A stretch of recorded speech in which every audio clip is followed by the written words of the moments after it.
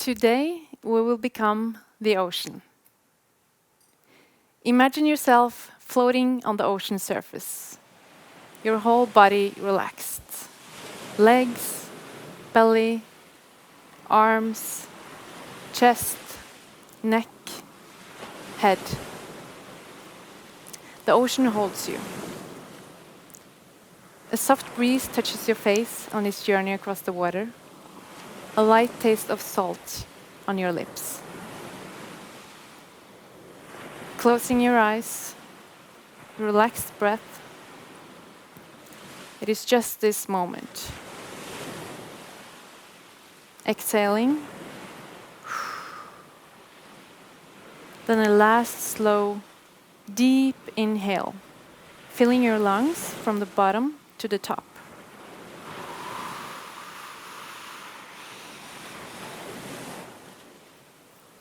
Turning your body around, feeling the water on your face. With an effortless movement, you lift your legs up and let gravity give you a gentle push down. The sound changes. The light change. The rhythm of your swimming fins takes you gradually deeper. Your heart rate slows. There's no border between the ocean and yourself. It evaporates. Mentally and physically, you are the ocean. I am a freediver, a sailor, an explorer.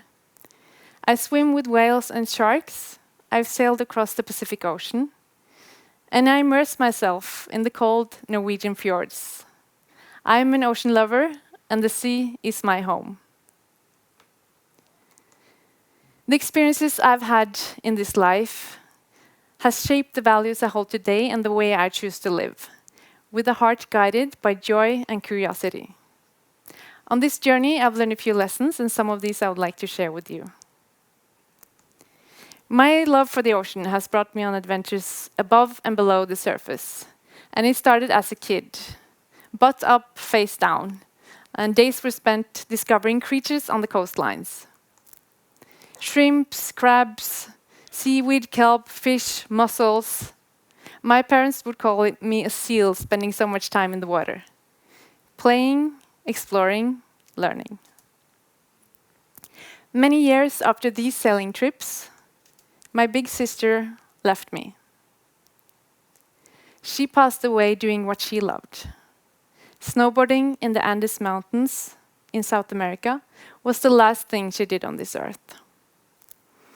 The connection I feel with the ocean today is what she experienced in the mountains. She was a board-across world champion, and she has always been my big hero. For the last birthday she celebrated with me, half a year before she moved on, she wrote me this little message. Når jeg sitter for meg selv og tenker, så lurer jeg på hva du gjør videre. Hva skjer med søsteren Østvold? Hvor går stien? Hva skal vi oppleve? Og hvor ender den? Tenker på de minnerike ekspedisjonene vi har vært på. Kanskje jeg lenge har sagt at jeg har måttet pløye jorda for deg, men da må jeg korrigere litt på påstanden. For du har jaggu pløyd ditt eget lille jorda, og det har blitt ganske vakkert. She saw me. She saw that I, like her, was navigating my life with curiosity, creating my own path on my own terms. My inner explorer led me to a scientific sailing expedition crossing the vast North Pacific Ocean. 14 women, that is 14 strangers that never met before from different backgrounds, from different countries, sailed together for 3 weeks from Hawaii to Vancouver. The encounter with the people and the islands of Hawaii had an impact on me, and I have been returning back for that reason. There's something special with these volcanic islands. People growing up close to the ocean and connected to ocean and land by ancestral heritage. Island communities often seem to have a deeper understanding of the importance of a healthy and abundant ocean and land, living in harmony, in symbiosis. Generations of wisdom, wisdom that nature is health and therefore wealth. On one of these islands, I experienced massive amounts of broken up plastic pieces, continuously washing in from what seemed like nowhere. Later, after days and nights of sailing towards that seemingly nowhere, we were almost as far from land as you can get on this planet. Disconnected from civilization, no connection or Wi-Fi, and the nearest other humans, a week of sailing in each direction. To my surprise, I felt a strong connection to the present moment, to my surroundings, and to my crew. There was no other place to be than just here. The trust in the other women was immediate from the time we set sail. The sailboat was our island, our community. We had a shared passion, a healthy living ocean, and a shared vision, a world without plastic waste. 14 strangers embarking on what may seem like a most lonely journey found a home and each other. Intention encourages connection. Today, these women are a part of my ocean family. We sailed through what is called the Great Pacific Garbage Patch, an area where the ocean currents and the winds have created the densest collection of ocean plastic. And our mission was to collect microplastics from the surface. These tiny pieces has once been a product on land, now broken up into trillions of plastic pieces. And the plastic waste in the ocean kills wildlife as animals get tangled up or mistaking the plastic for food, leading to suffering and death. But there's more to this already hidden problem than what meets the eye.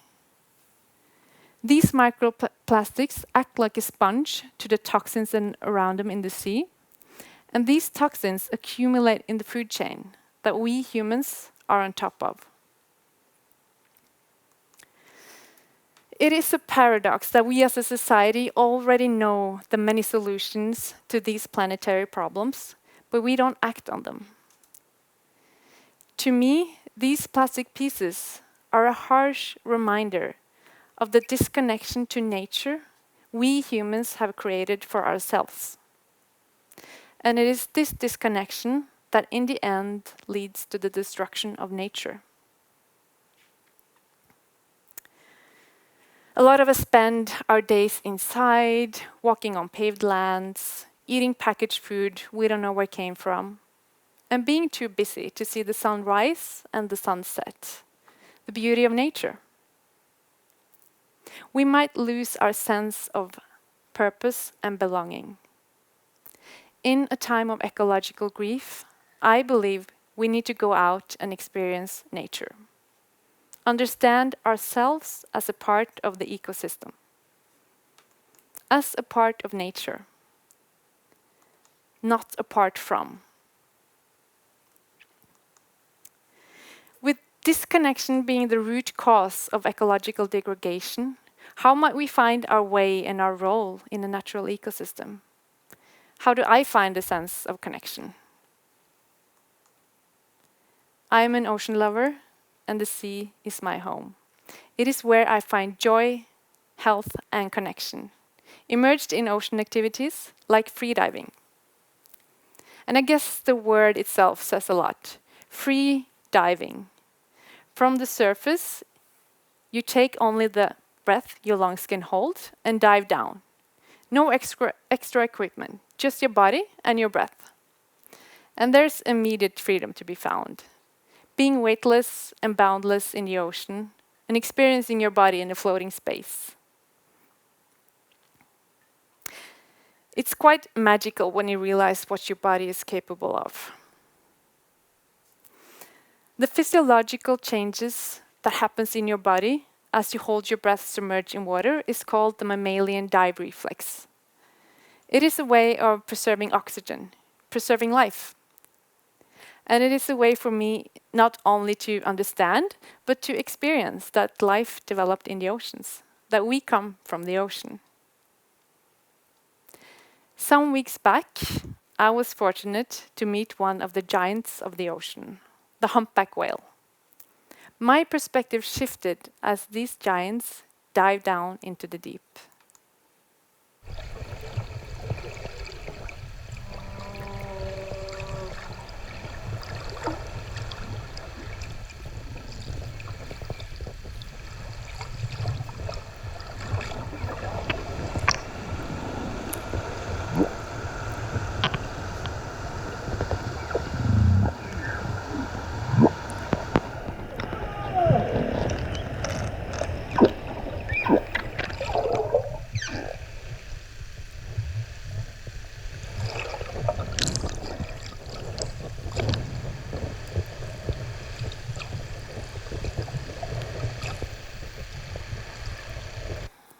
There is a whole other universe under the surface that we seemingly forget to appreciate and to take care of.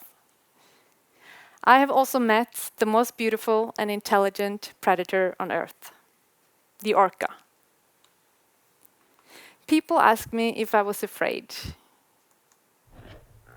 When this big bull gently cruised around me, checking me out, all I could do was to surrender. Like humans, they have family bonds, and they have grandmothers. The older females play an important role in raising the younger ones, sharing their life wisdom with the next generations. The bull I met is called Lenny Melvin. I was told that he has been rescued from being stuck in a fishing net, and therefore the big visible scar on his face. And to my delight, I met Lenny Melvin the day after this encounter too. I found humility and mutual respect in these meetings. And words can only get me that far to describe the experience, but a feeling everybody can relate to is the feeling of love. That is what stuck with me.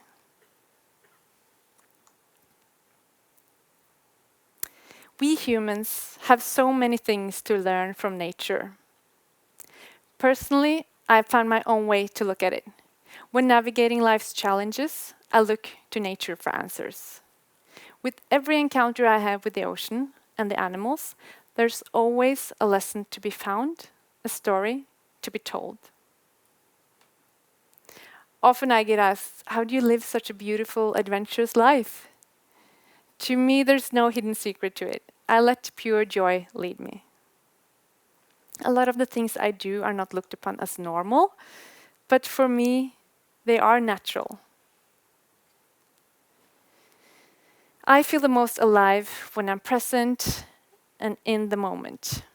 And this presence and connection I find by the ocean, in the ocean, with the ocean. And this sense of connection is my true north on the compass that guides me through life. I can see the qualities of my sister in the ocean. The ocean is alive, powerful, and moving. A way I would like to live my life. How would you live wildly and love deeply? Thank you.